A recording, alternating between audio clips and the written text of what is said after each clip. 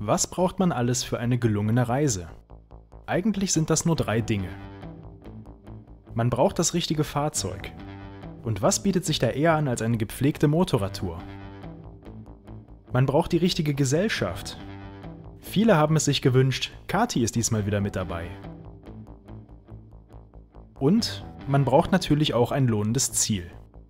Diesmal geht es für uns in den Schwarzwald und weiter entlang der Deutschen Alpenstraße.